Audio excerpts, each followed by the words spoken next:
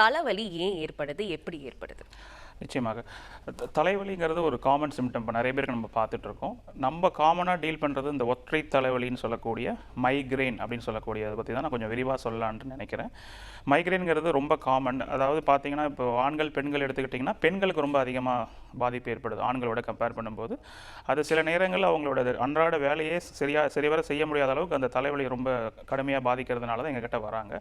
So மைக்ரெயினோட symptoms பற்றி, அறிகுறிகள் பற்றி கொஞ்சம் உங்களுக்கு சொல்லலான்னு இருக்கேன். மைக்ரெயினில் யூஸ்வலாக வந்து 4 ஃபேஸஸ் இருக்குங்க. அதாவது 4 ஃபேஸஸ் இருக்குது. ஒன்று வந்து ப்ரோட்ரோமல் ஃபேஸ் அப்படின்னு சொல்லுவோம். ரெண்டாவது வந்து ஆரா ஃபேஸ், மூணாவது வந்து ஹெட்ஏக் ஃபேஸ், நாலாவது வந்து போஸ்ட்ரோமல் ஃபேஸ். அந்த ஸோ ப்ரோட்ரோம் ஃபேஸுங்கிறது என்னென்னா, அந்த தலைவலி ஆரம்பிக்கிறதுக்கு சில நாட்களுக்கு முன்னாடிலேருந்து உங்களுக்கு சில சிம்டம்ஸ் இருக்கும். என்ன மாதிரி சிம்டம்ஸ்னால், ஒரு ஃபுட் கிரேவிங்ஸ், ஒரு சில உணவுகளை விரும்பி சாப்பிடுவது, ஹைட்டன்ட் அவேர்னஸ்ன்னு சொல்லுவோம், ஹைட்டன்ட் பெர்செப்ஷன். அதாவது ஒரு சின்ன சவுண்டு கேட்டாலே ஒரு சின்ன சவுண்டெல்லாம் உங்களுக்கு நல்லா கேட்குறது.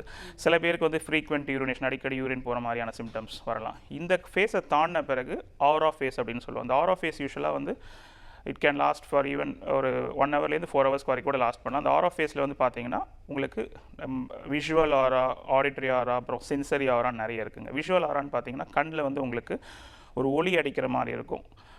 ரெண்டாவது வந்து ஆடிட்டரி ஆரானா சில சவுண்ட் அது மாதிரி கேட்குற மாதிரி இருக்கும். மூணாவது வந்து நம்னஸ், உடம்புல மரத்து போகிறது ஒரு மாதிரி, அது மாதிரி சென்சேஷன்ஸ் ஏற்படலாம். இந்த ஆரா ஃபேஸை தாண்டினீங்கன்னா அடுத்து வந்து ஹெட்ஏக் ஃபேஸ்.